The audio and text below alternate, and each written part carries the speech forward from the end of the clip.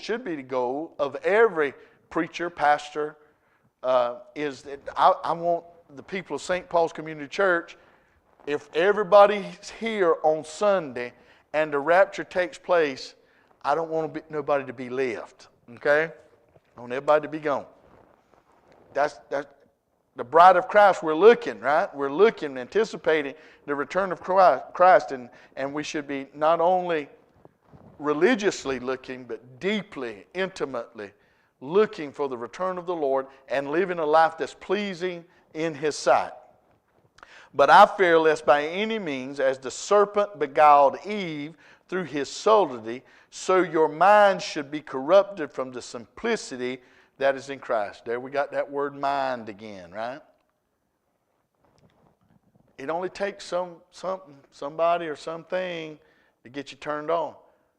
Christ plus nothing. Your salvation is not based on your works at all. It's based on Christ alone who died for you. Your acceptance of Him. He said, I'm the way, I'm the truth, I'm the life. No man comes to the Father but by me. Not by me and your works, not by me and your denomination, not by me and your giving, not any of that thing, but by me. Thief on the cross didn't have nothing. Couldn't get baptized, couldn't do nothing. Lord, remember me when you come into your kingdom. Today thou shalt be with me in paradise. Where was his hope? In Christ. Did it pay off? Yes, it did. Okay? But I fear lest by means, I read that, for if he that cometh preacheth another Jesus, and who's another Jesus? Do you think there's many Jesuses? Well, there are. There's only one true one, right? But there's people who preach another one. And so you got to be careful. Now, the organization, I don't know if you see the commercial, it says, He's one of us.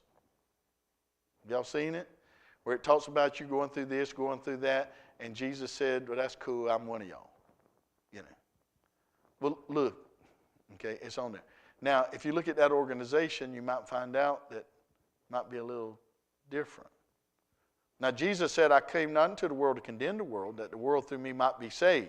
He said that. Then he also said, I came to put a variance in between a man and his family, his home, and everybody around it. Because if you're a godly man, godly woman, and you're the only one in your family saved, and all of them think you crazy, isn't there a difference? Isn't there a variance in between you? There is. Right? And they may trash talk you, make fun of you, do all those kind of things.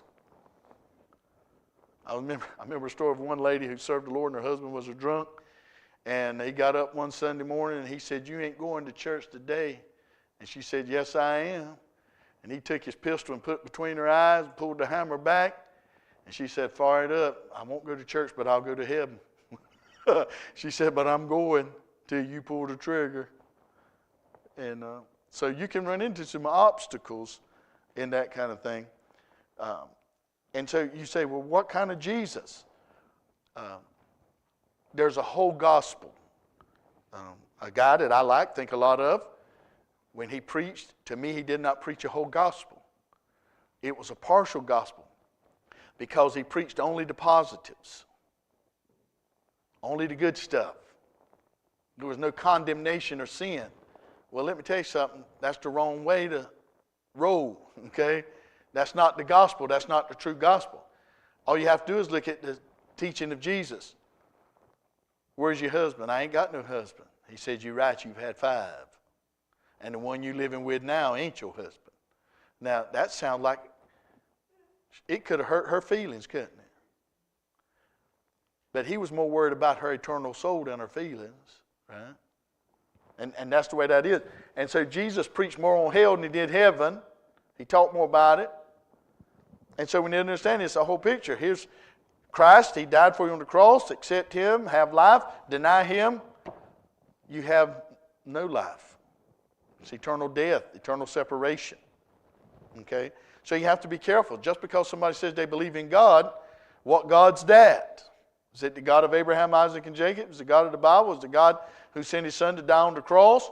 Well, if it's that God, then He holds us all accountable. It always made me a little nervous when any actor or politician says, I love God. You know, would you elaborate on that, please? Because you don't know. You need to find out. Because if the next thing out of their mouth is not godly, then I don't want to serve the God they're serving because something's wrong up in there, right? Whom we have not preached, or if you receive another spirit which ye have not received, or another gospel which ye have not accepted, ye might well bear with him.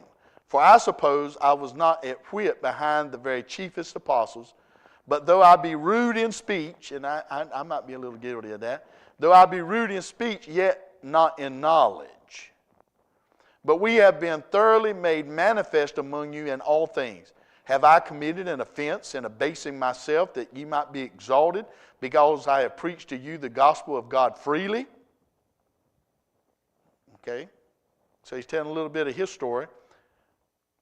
I robbed other churches, taking wages of them to do you service. And when I was present with you and wanted, was in need, I was chargeable to no man, for that which was lacking to me, the brethren which came from Macedonia supplied, and in all things I have kept myself from being burdensome unto you, and so will I keep myself. So in this body, he's going to be above reproach among them, and nobody can't say, well, Paul's preaching for money, or Paul's coming here for this, or Paul's coming down there. He said, I've removed all that. It's all the gospel.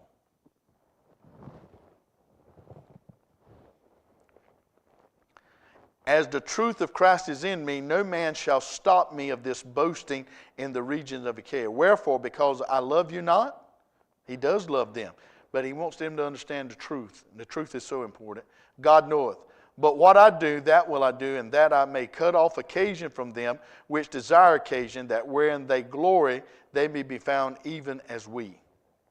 For such are false apostles, deceitful workers, transforming themselves into the apostles of Christ.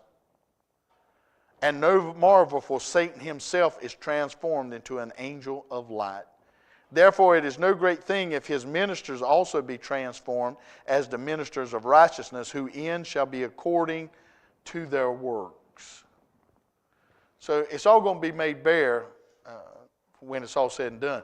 But if you look at the life and ministry of Christ, you can see directly his influence in the church, his preaching, and the great price that he paid. What time we got?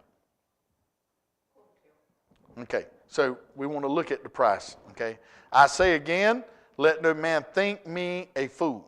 If otherwise, yet as a fool, receive me that I may boast myself a little. That which I speak it not after the Lord, but as it were foolishly in this confidence of boasting. Seeing that many glory after the flesh, I will glory also. Now you say, what is he going to do here? What he's doing is people like to brag on themselves, okay? Which is an unholy boasting, okay? A braggart, if you will. Everybody's been good at that, especially me, okay? And so what he's doing is, he said, I'm going to do it, but it's going to be a different type, okay? So we want to look at it. For ye suffer as fools gladly, seeing you yourselves are wise. For ye suffer if a man bring you into bondage, if a man devour you, if a man take you, if a